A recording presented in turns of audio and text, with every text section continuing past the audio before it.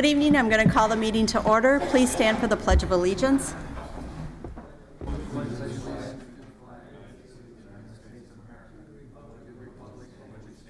One nation, under God, indivisible, with liberty and justice for all.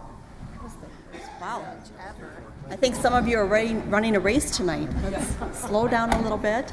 We have plenty of time. Could I get a roll call, please?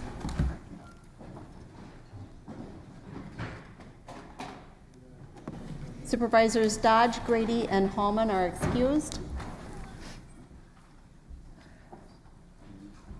And we will go on with what? Thank you. We'll go on with citizen comments. Please state your name and address for the record. You will have 5 minutes to speak. Thank you. My name is Michael Bell. I'm at 3317 13th Place, Kenosha.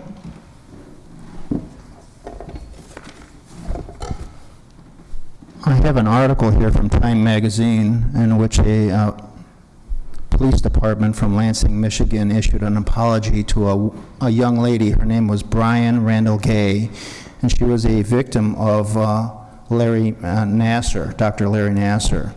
The police department refused to believe that back in 2004 that there was any kind of problems with her claims that she was a victim of a criminal wrongdoing. Other institutions like Michigan State and the USA Gymnasts Association failed to believe that a number of the girls who made complaints had any valid claims either.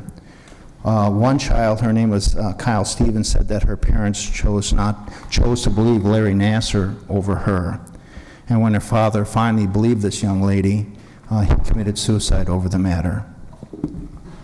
There was another woman, a young lady, her name was Larissa Boyce, and she was humiliated, and she was told that she was the problem. Imagine a multitude of systems ignoring the reporting of a criminal act. I have a photo here. It was taken November 9, 2004, and it's my oldest daughter demonstrating how my son was bent over the hood of a car in handcuffs and how he was shot in the head at that moment. And that story has never changed.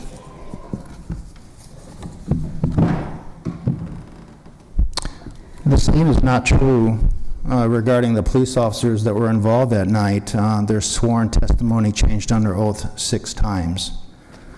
I have received reliable information from multiple sources that our Kenosha County District Attorney Michael Gravely had conversations with 16 of the 17 aldermen in the city of Kenosha. The topic of discussion was the Bell shooting, and he had tried to dissuade them that a resolution to the Kenosha County Medical Examiner or himself was not necessary, as the shooting had been investigated by both a Democratic Attorney General and a Republican Attorney General. He also told these aldermen that it had been investigated by the feds and the case was closed.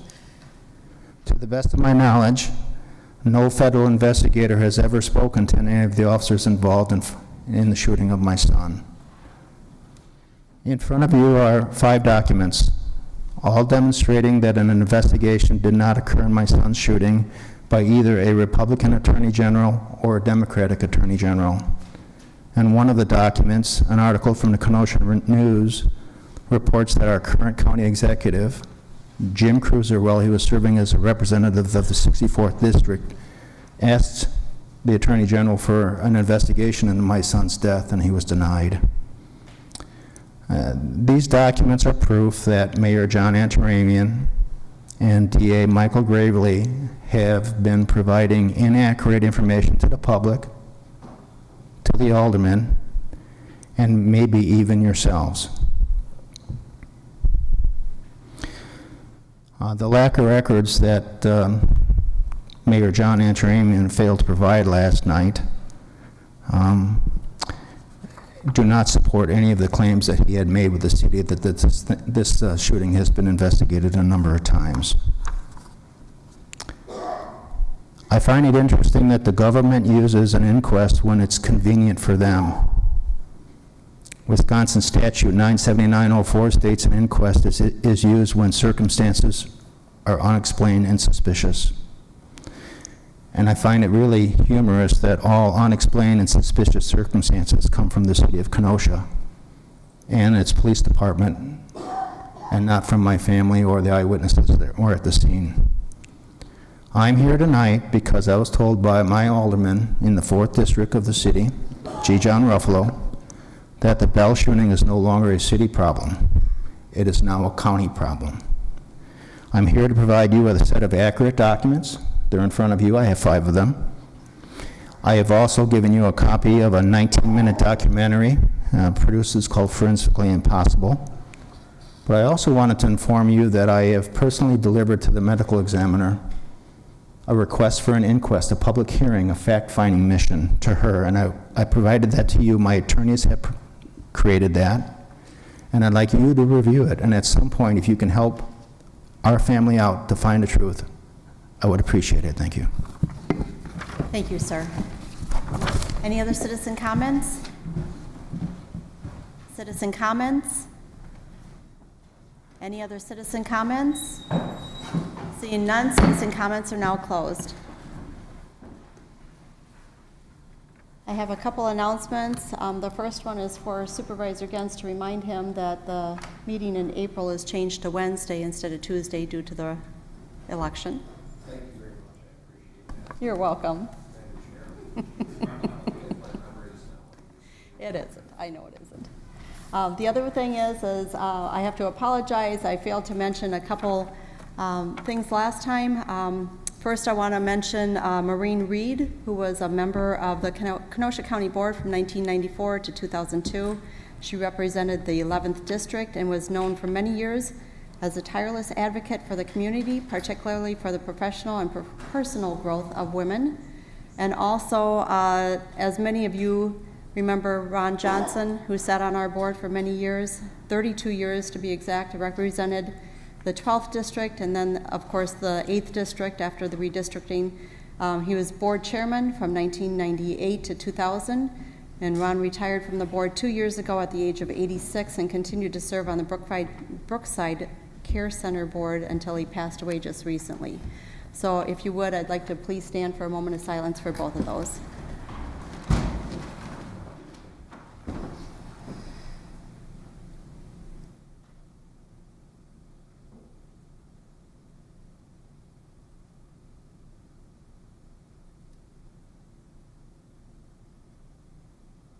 Thank you.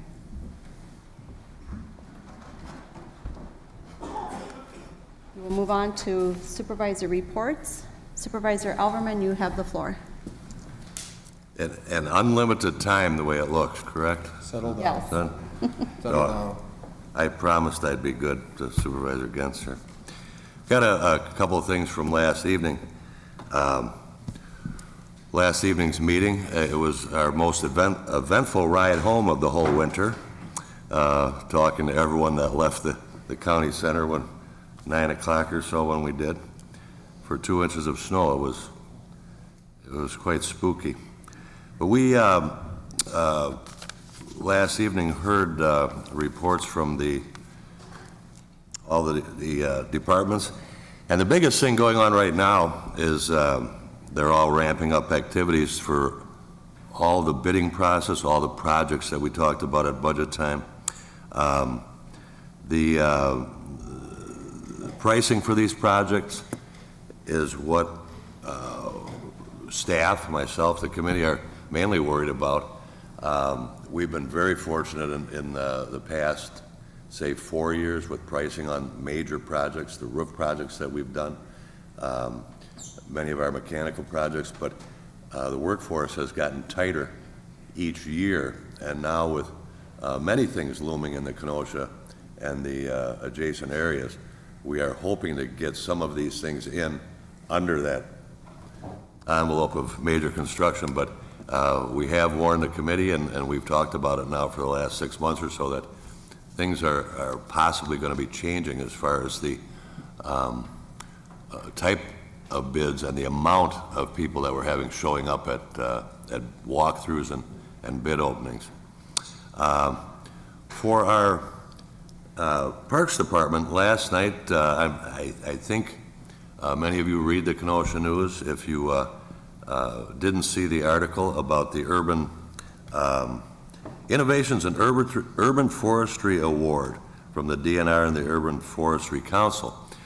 One of the things that I've reported on for years was the emerald ash borer and that removal, and I know I've talked about it many times at these meetings, probably too much, but we were awarded this award for being innovative. In 2009, Mr. Rudy started working on this program because we knew it was coming. So if you think about that time frame, and 2 years ago, we did this project. And our bids were anywhere from $240,000 to well over $1 million. And we did it for $14 and some change per tree by using a method that's never been done, using a forester with the large logging equipment, giving them the possession of the logs, and that whole project was done for $65,000. So the state took notice, the urban forestry people took notice, and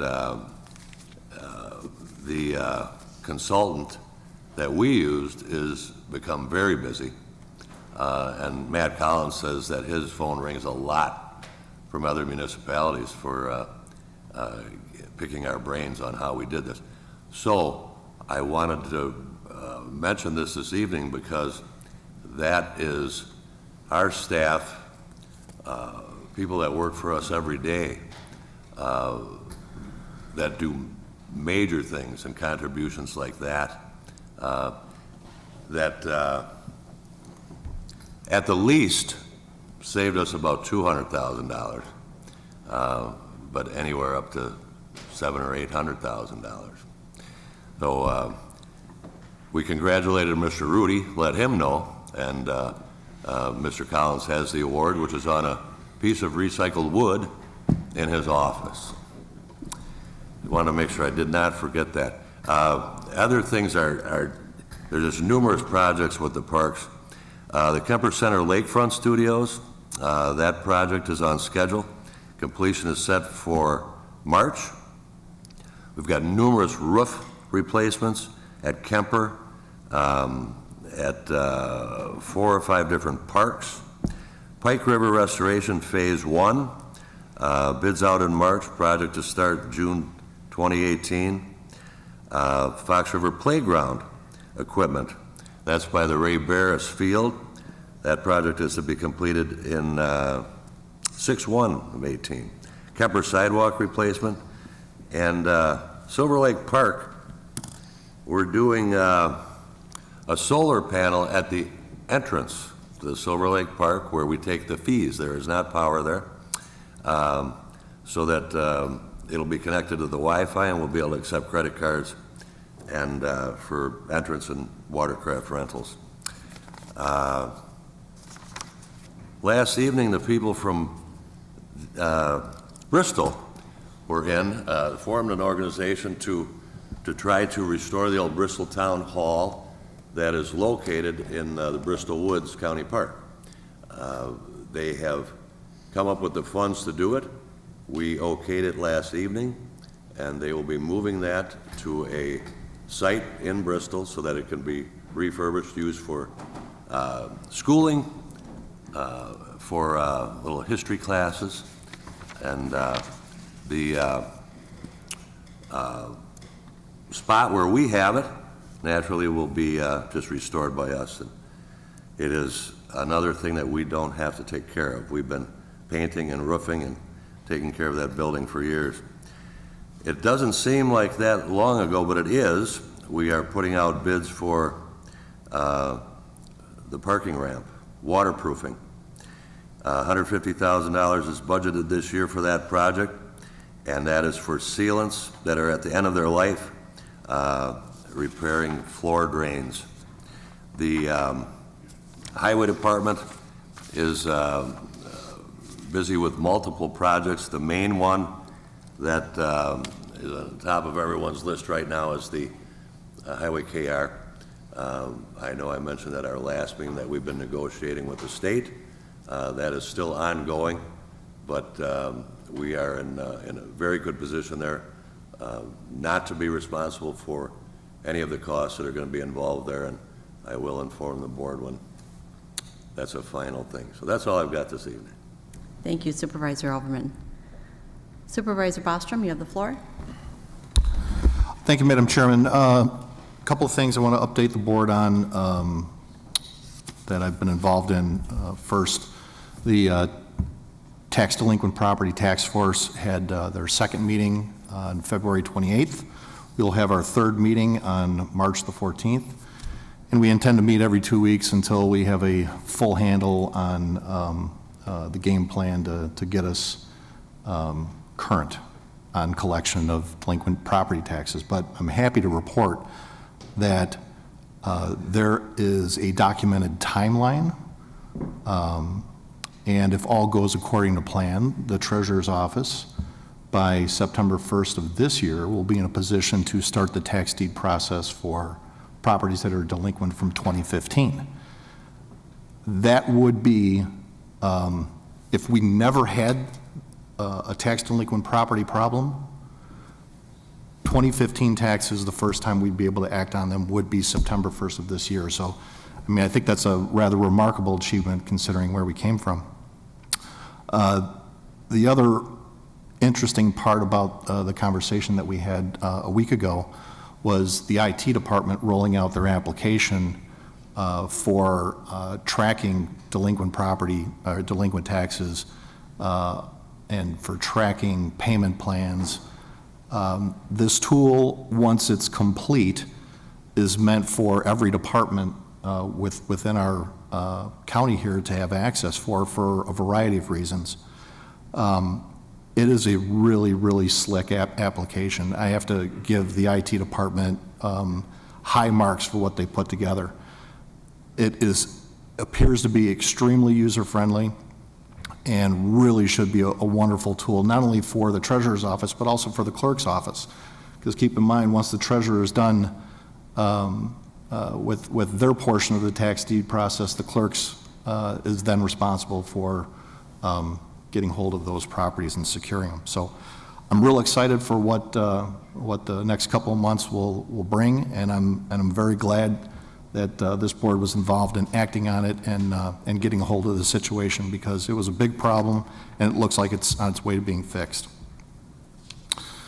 Secondly, as many of you know, I sit on the Southeastern Wisconsin Regional Planning Commission, Sewer PAC as it's called.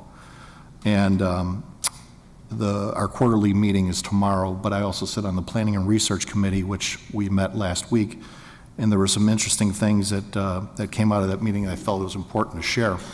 And I shared with our Public Works Committee last night. First and foremost, we're going to be entertaining amendments to the Kenosha, Racine, and Union Grove long-term water quality management plan, which will include a service area for sewered parts of the community. The city of Kenosha is adding 3,200 acres worth of land that will eventually be developed, that will have access to sewer and water. Racine, as we all know, with the Foxconn development, close to 2,000 acres is going to be amended into this plan, and Union Grove also is adding 80 acres. But the interesting part of the discussion came as it relates to stormwater management, stormwater runoff. Sewer PAC a number of years ago did a study on the Kilbourne Ditch, which if you're not familiar with it, if you're outside of Summers, why would you be? The Kilbourne Ditch is a tributary that feeds into the eventually the Mississippi River Basin, but it runs north to south and kind of dead ends into the Kenosha Municipal Airport. And then the Pike River, the southern branch, runs along the railroad tracks that border 72nd Avenue, or EA, just on the other side of the new Summers Industrial Park. And then the Root River. Both of those tributaries feed into Lake Michigan. And so they did a study based on what kind of water volume would cause adverse effects to streams down the road. And of course, when they did this study, they didn't contemplate that there was going to be 1,500 acres of impervious surface just north of our border. So at Sewer Pack, I raised the concern with staff that they need to have a very strong understanding at how stormwater management is going to be handled with this development, because obviously we in Kenosha County, even though we do have a say, we don't necessarily have a seat at the development table, but we got to make sure that our rights are protected. As many of you know, last July, there was a significant flooding problem, obviously west, but also east, that fed from the Kilbourne Ditch and fed from the southern branch of the Pike River. And now with the addition of all this impervious surface, that problem really could get out of hand if we're not paying attention to what's going on here. So as I understand it, our county executive is on top of the issue, and so is staff here. And I've also made aware staff at Sewer Pack that this is really important to our county. So stay tuned. There's going to be more to come on this, but I just wanted to make you aware of what's been considered and what's being talked about. Thank you. Thank you, Supervisor Bostrom. Supervisor Gens, you have the floor, but make it short. It will be. Thank you, Madam Chair. I have a question through the chair to Supervisor Elverman. Do we have anybody lined up for those suites at the Kemper Center at this point? Have we been working on marketing or anything like that? It's a total venture of Kemper Center. So if they do, I don't personally know, but they did have numerous interested individuals. Okay. In the initial Okay. phase. Thank you. That's all I have. Thank you. All right, seeing no other reports, we'll go ahead and move on. County Executive Appointments, Linda Bugdala as the Administrator of Brookside Care Center. Refer to Human Services and the Brookside Board of Trustees. Old Business Policy Resolution, second reading to required. From the Finance and Administration Committee, a resolution to approve the mobile device usage and agreement policy. Supervisors Rose, aye. Ron Frederick, aye. Gantz, aye. Rick Dodge, excused. Kubicki, aye. Esposito, aye. Retzloff, aye. Supervisor Rose, you have the floor. All right, thank you, Chair. I would like to, on behalf of a few members of the Finance Committee who talked with me this evening, to request that this resolution be referred back to the committee for further consideration. Brought to my attention by some that there may be one or two issues here that they would like to discuss and perhaps revise it to a degree. So therefore, on behalf of at least a few, that we send it back to committee, promising that it would be returned to the board at the next meeting. Thank you, Supervisor Rose. Second.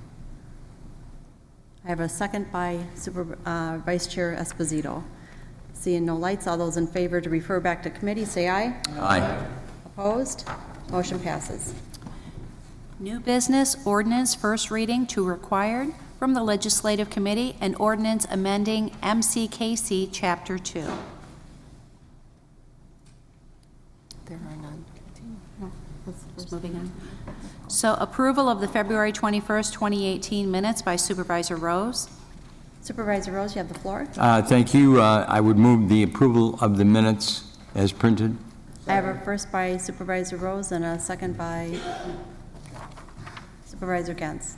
All those in favor say aye. Aye. Opposed? Motion passes. I have a motion to adjourn. Who said that? I have a first by Supervisor Bostrom and a second by Supervisor Franco. All those in favor of adjourning say aye. Opposed? Motion